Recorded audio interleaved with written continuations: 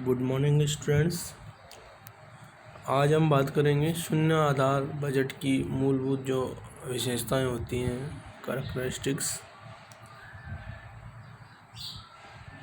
जिसके अंतर्गत पहली विशेषता है नियोजन, बजटन, परिचालन एवं पुनर्निरीक्षण का सम्मिश्रण। यह प्रणाली मात्र बजटन ही नहीं है वरन इसमें नियोजन भी होता है, प्लानिंग, ऑपरेटिंग भी होता है और रीऑब्जर्वेशन, मतलब जो जो जो व्यवसाय में जो टारगेट्स, जो गोल्स डिसाइड किए गए हैं, जो लक्ष्य निर्धारित किए गए हैं, उनकी प्राप्ति हुई या नहीं हुई, इसका भी परीक्षण किया जाता है। दूसरा, प्रबंध पद्धति। यह प्रणाली प्रबंध की एक पद्धति है, स्वयं प्रबंध नहीं है, यानी it's a part of management not management. यह प्रबंध का एक लाभप्रद औजार है, इससे प्रबंध का स्थानापन्न नहीं माना जा सकता, यानी मैनेजमेंट का सब्स्टिट्यूशन नहीं है, जब ये उसी का एक पार्ट है। लचीलापन। इस प्रणाली में लचीलापन पाया जाता है। संसाधनों की उपलब्धता के अनुसार स्वीकृत बजट आवेदनों की संख्या में वृद्धि या कमी की जा सकती है, यानी पहले से जो बजट अलॉट किए गए हैं विभिन्न विभागों में या विभिन्न मदों के लिए, उनमें कमी या वृद्धि की जा सकती है। अर्थात जहां पर फंड का यूज नहीं हुआ है और जिस क्षेत्र में यूज की ज़्यादा करने की ज़रूरत है, तो वहां से उस फंड को कम क्षेत्र वाले से अधिक क्षेत्र वाले में ट्रांसफ़र किया जा सकता है। कहने का मतलब वर्ष के दौरान कभी भी अगर इसमें कोई चेंजेस करना पड़े तो इजीली किया जा सकता है। वांछित लक्ष्यों की प्राप्ति।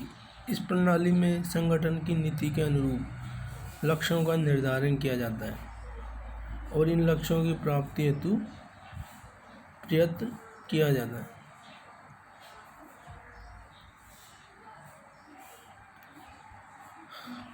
अगली विशेषता है वैकल्पिक एवं दक्ष विधियों की पहचान। यह प्रणाली निर्णय सम्मेलनों के माध्यम से लक्ष्य प्राप्ति की वैकल्पिक एवं दक्ष विधियों की पहचान करती है। सीमित संसाधनों का कुशलतम या उपयुक्तम उपयोग। यह प्रणाली निर्णय सम्मेलनों के श्रेणीकरण व उच्च श्रेणी के निधिकरण के द्वारा सीमित संसाधनों के द्वारा उनके कुशलतम उपयोग को सुनिश्चित करती है, यानी हर जो लक्ष्य है उसको कैटेगराइजेशन किया जाता है और उसके अनुसार बजट अलॉट किया जाता है, और जहाँ पर बजट अधिक देने की आवश्यकता है वहाँ अन्य क्षेत्रों से बजट विड्रॉल करके अन्य क्षेत्रों में दिया जाता है, जिससे कि सीमित संसाधनों का अधिकतम यूज हो सके, अधिकतम उपयोग सुनिश्चित हो सके। शून्य आधार। ये प्रणाली प्रत्येक प्रबंधक के लिए आवश्यक बनाती है कि वह अपने विभाग व इसकी गतिविधियों की स्थिति की आवश्यकता को प्रतिवर्ष या अन्य निश्चित समय अंतराल से प्रारंभ से प्रतिपादित करे। अर्थात हर वर्ष जब भी बजट बनेगा, हर विभाग की, हर क्षेत्र की अलग से परीक्षण किया जाएगा, उसकी समीक्षा की जाएगी और जीरो से स्टार्ट किया जाएगा। यानी पहले से जो आम बजट में जो देखा जाता है कि गत वर्ष के वित्तीय अनुमान भी शामिल किए जाते हैं, इस प्रकार के बजट में गत वर्ष के वित्तीय अनुमानों को शामिल नहीं, हर चीज़ को जीरो से स्टार्ट किया जाता है और उसके द्वारा अलग से बजट अलॉट किया। इसमें किसी भी विभाग या गतिविधि के बजट आवेदन को मात्र इसलिए स्वीकार नहीं किया जा सकता कि यह पिछले बजट में स्वीकृत था।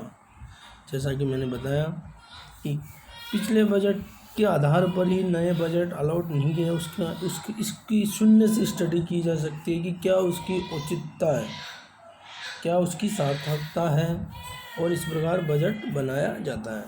इस प्रकार शून्य आधार बजट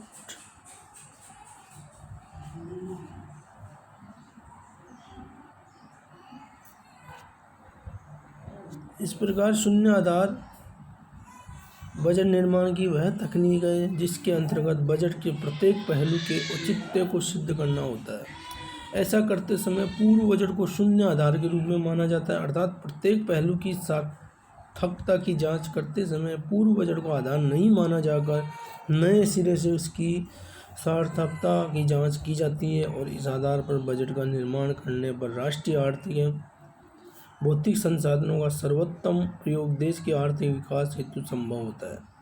व्यवसाय में भी सीमित साधनों का विवेकपूर्ण आवंटन इस तकनीक के आधार पर किया जाना संभव होता है, जिससे कि व्यवसाय के अधिकतम लाभ के उद्देश्यों को आसानी से प्राप्त किया जा सकता है। इस तकनीक का व्यावहारिक प्रयोग सरल नहीं है, फिर भी यदि विवेकपूर्ण ढंग से इसका प्रयोग किया जाए तो साधनों के मिसयूज को रोका जा सकता है। इसका प्रयोग करते समय इसकी सीमाओं को भी अवश्य ध्यान में रखा जाना चाहिए। अर्थात शॉर्ट में हम कह सकते हैं शून्य आधार बजट जो कि एक साधारण बजट से इस प्रकार भिन्न है कि साधारण बजट में जो वर्तमान जो बजट बनाया जाता है उसमें भावी एवं विगत जो वर्ष है जो बजट है उनका एनालिसिस किया जाता है, जबकि शून्य आधार बजट में जो गत वर्ष के बजट है उनके लिए कोई आधार नहीं होता कि हर चीज़ को, हर विभाग के लिए, हर समस्या को, हर उद्देश्य को जीरो से स्टार्ट किया जाता है। धन्यवाद।